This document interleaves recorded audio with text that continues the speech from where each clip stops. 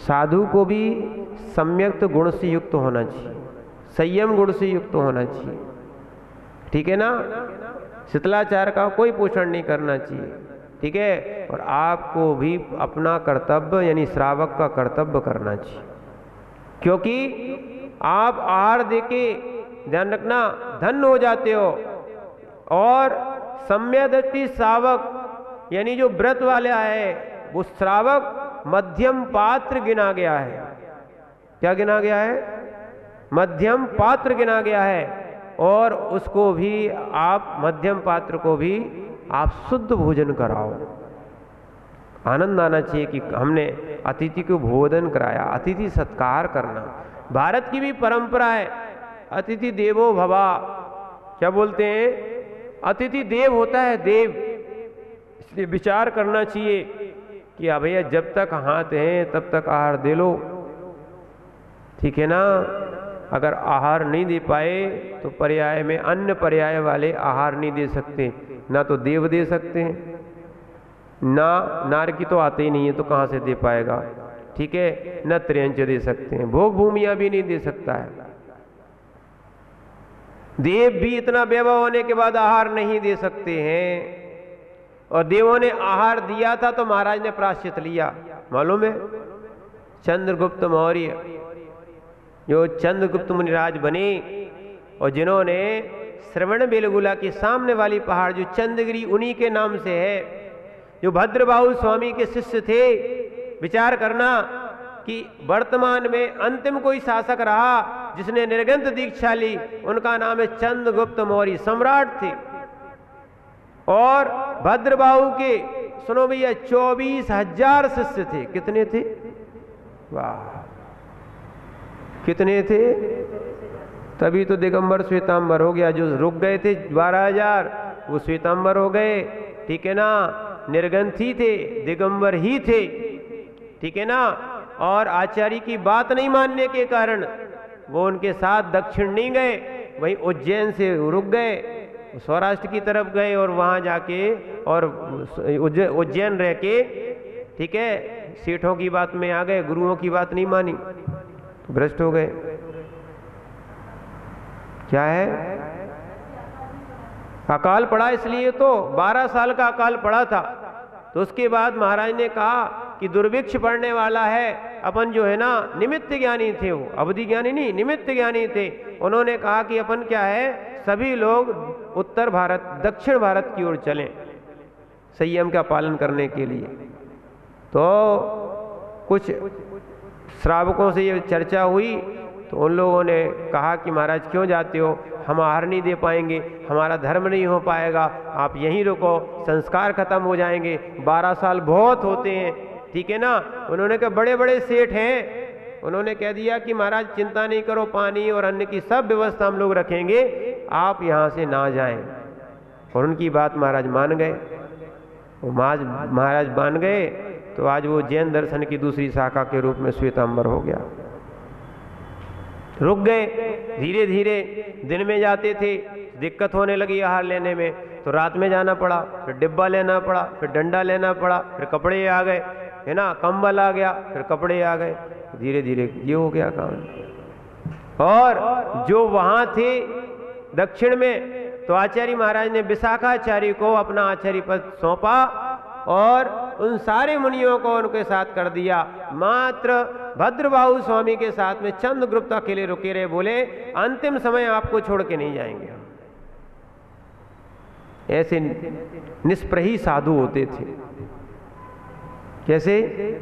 उन्होंने, क्योंकि संलेखना समाधि में भी शिष्य विकल्प को कर सकते हैं या शिष्य का विकल्प हो सकता है, तो उन्होंने चंद्रगिरी पर वो गुफा बनी ना, वो भद्रबाहु स्वामी की है, वहां पर उन्होंने संलेखना ली और वहां पर चंद्रगुप्त से कहा, जबकि वो सम्राट थे, माने सम्राट होने के बाद उन्होंने दीक्षा ली थी। उन्होंने कहा, बोले आपकी सब आज्ञा मानेंगे पर अंतिम समय आपको छोड़ के नहीं जाएंगे। उन्होंने कहा यहां कुछ नहीं है, आज भी देखो कुछ नहीं है। क्या? उन्होंने कहा आहार कहाँ करोगे महाराज, जहां होगा तो हमारा पुण्य। देखो बता रहे आपको, वहां पर एक दिन आहार को गए एक दिशा में, तो वहां नगर मिला, अगर कोई पड़गाने वाला नहीं मिला, लौट आए। दूसरी बार दूसरी दिशा में, इस काल में भी होते थे, दूसरी दिशा में गए तो वहां पे क्या मिला, नगर भी मिला, अन्न भी रखा हुआ मिला, और मुनि महाराज अपने हाथ से उठा के नहीं खाते हैं, नहीं लिया। तीसरी बार तीसरी जगह गए तो पूरे नगर में कोई था ही नहीं, मात्र एक स्त्री पड़गा रही थी। तो देव भी परीक्षा लेते हैं, देखो तो मैंने कहा कि अपवाद लग जाएगा, इसलिए ध्यान रखना, ये स्त्रियां दूर रहे महाराजों से तो बढ़िया है, अन्यथा इन्हीं के कारण लोग चाहे अच्छा हो चाहे बुरा अपवाद लगा देते हैं। ठीक है ना। रात्रि के समय आप लोग माताजियों के पास तो जाया करो, दीदियों के पास, पर महाराज के प्रांगण में नहीं जाना। क्या मालूम आज लोग कौन सी चीज बनाए, वीडियो बना ले और कहाँ प्रसारित कर दें। ठीक है, चाहे आप कितनी दूर से आए हो, रात्रि में उनके कक्ष में ना जाएं, अन्यथा लोग कहीं का मैटर कहीं जोड़ देते, और फिर देखो अपनी कसाई निकालने के लिए निर्गंत तक को बदनाम करते। उनको समझ में नहीं आता ये पंच परमेष्ठी हैं, कम से कम द्रव्य रूप में तो हैं। ठीक है ना। और फिर सबकी श्रद्धा खराब कर रहे हैं। आने वाली गाथा समझो, अभी बहुत आईएमपी है, बहुत आईएमपी। तो क्या है, वहां पर उन्होंने चंद्रगुप्त ने आहार नहीं किए, अपवाद लग जाएगा। क्या है, गांव पूरा सुना और एक अकेली स्त्री पड़ गा रही है, नहीं पड़ गए, वो चले आए। 3 दिन हो गए, ठीक है, वो अपनी पूरी बात आचार्य को बता देते थे और उनकी भैयावृत्ति करते थे। और चौथे दिन जब वो गए तो वहां पर पूरा नगर भी मिला, बहुत सारे लोग भी मिले, पड़गान करने वाला भी मिला, और उन्हें आहार हो गए। ठीक है, आहार करते करते आहार कर लिया, धीरे धीरे आचार्य महाराज की समाधि हो गई। संस्कार आदि जो है ना, उन्होंने शिला पे रख दिया होगा तो संस्कार हो गए, यानी ये चील वगैरह जो है खा जाते थे उस समय। फिर उसके बाद वहीं पर चरण छतरी पर बैठ के उन्होंने 12 साल व्यतीत किए। कितने? 12 साल। ऐसा उल्लेख मिलता है कि चंद्रगुप्त मुनि को देवों ने आहार दिया। देव दे नहीं सकते, पर परिस्थिति ऐसी थी कि कोई था ही नहीं, तो देव ने दिए। फिर चंद्रगुप्त मुनि ने, विशाखाचार्य जब लौट के आए, अपने गुरु की वंदना की वहां पर आके, जिसको निषधिका बोलते हैं। नसिया होती है, नसिया, नसिया का अर्थ ही है मुनि महाराज की समाधि का स्थान।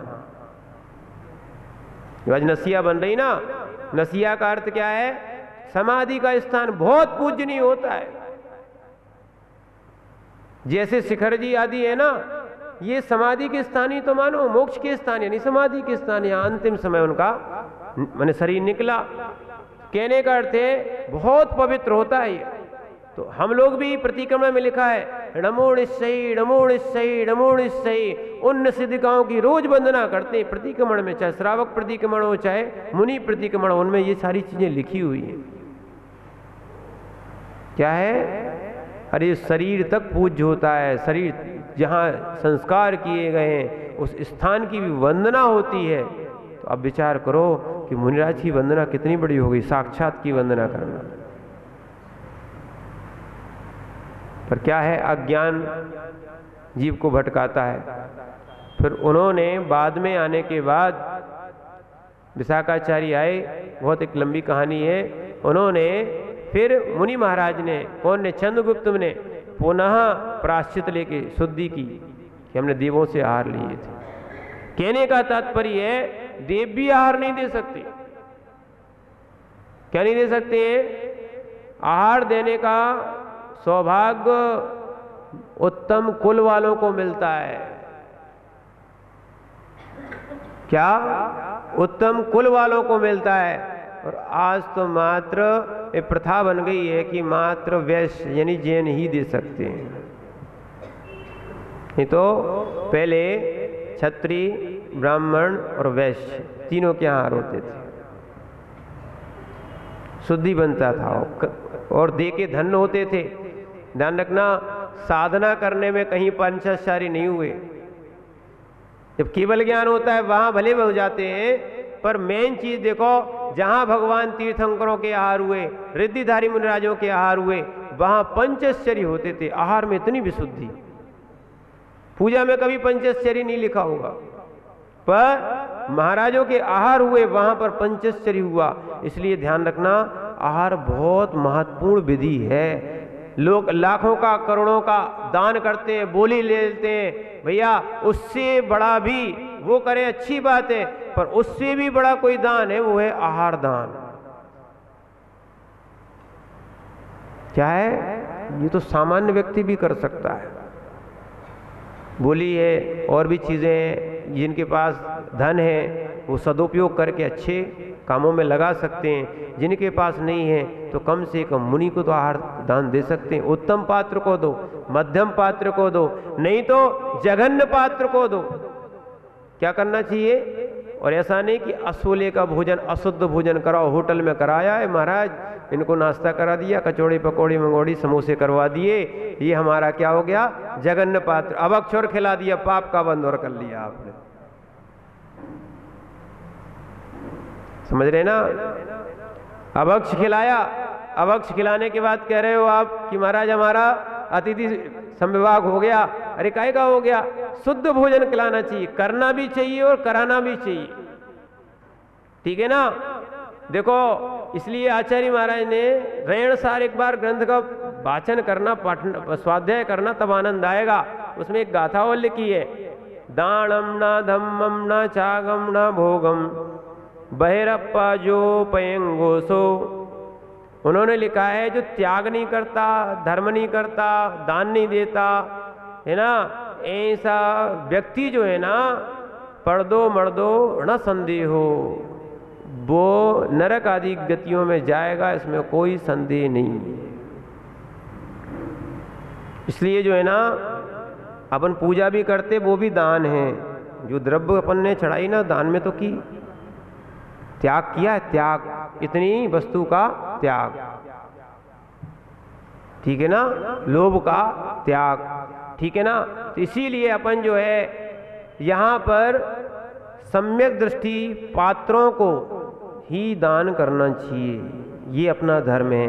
और आगे लिखा है कि जो पात्र नहीं है, यानी सम्यक दर्शन से सेहत नहीं है, वो अपात्र हो गए। अपात्र क्या हो गए? जो कहे हम सम्यक दृष्टि नहीं है, सम्यक दर्शन का पालन नहीं करते हो, जो देवशास्त्र गुरु पर श्रद्धा नहीं करते हैं, अपने आप को सम्यक दृष्टि नहीं मानते, कहना तुम तो अपात्र हो। और अपात्रों को देखो क्या लिखा है, किंतु सम्यक रत्न से रहित पात्र नहीं हो सकता। इस प्रकार पात्र अपात्र की अच्छी तरह परीक्षा कर लेना चाहिए कि पात्र है कि नहीं है। ठीक है ना? तो अपन को दिखता है पात्र है, तो अपन उसको भोजन कराएं, यानी आहार दें। इससे अपने धर्म की वृद्धि होती है। आगे आचार्य महाराज कह रहे हैं, सिद्धि किसको नहीं होती? किसको नहीं होती है? ये आप 19वीं नंबर की गाथा, ये बहुत IMP है। ये 2 ग्रंथों में लिखी है। एक तो अष्टपाहुड़ के दर्शन पाहुड़ में 3रे नंबर पे आई है, और यही गाथा जो है ना, क्या है, बिल्कुल एक एक शब्द वही है। यही गाथा आचार्य महाराज ने वार्षाणुपेक्षा में 19वें नंबर पे 41 नंबर पेज पर लिखी है। दंसण भट्टा भट्टा, दंसण भट्टा भट्टा, दंसण भट्टस्य नत्तिणे वाणम, दंसण भट्टस्य नत्तिणे वाणम, सिज्जन्ति चरितभट्टा, सिज्जन्ति चर्ये भट्टा, दंसण भट्टाण सिज्जन्ति, दंसण भट्टाण सिज्जन्ति। पढ़िए,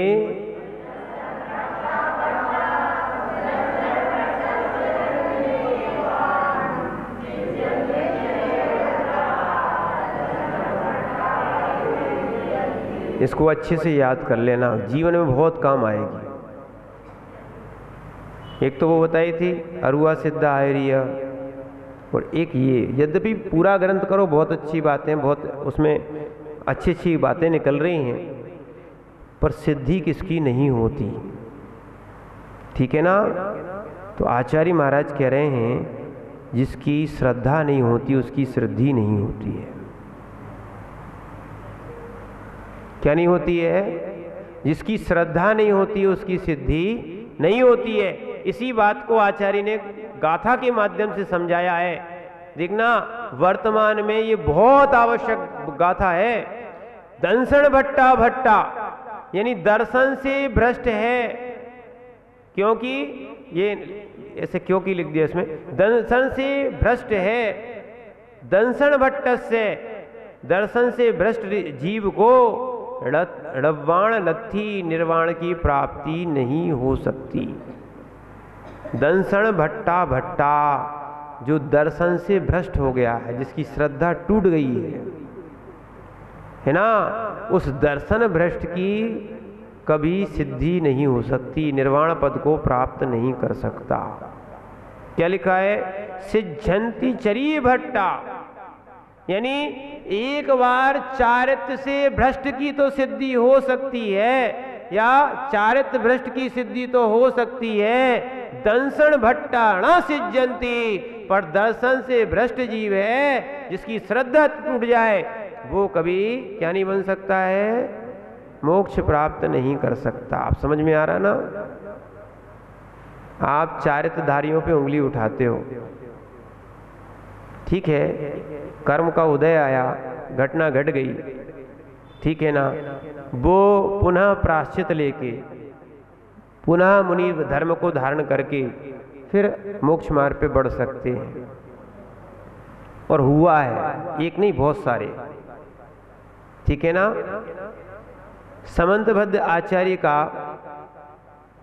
कोई चारित्र भ्रष्ट नहीं थे, पर उनका वो है कि उनको एक रोग हो गया, ठीक है ना, भस्मक व्याधि, ठीक है ना। मुनि पंथ, अगर मुनि चर्या छूट जाए, हम इसलिए कह रहे हैं कि ये सारी चीजें समझना, मुनि चर्या छूट जाए, श्रावक चर्या छूट जाए, हो सकता है किसी ने धोखे से खा लिया या कोई राग वसात खा लिया, रात्रि भोजन का त्याग था, और आप तो सबके सामने उसकी इज्जत ही खराब कर देते हो।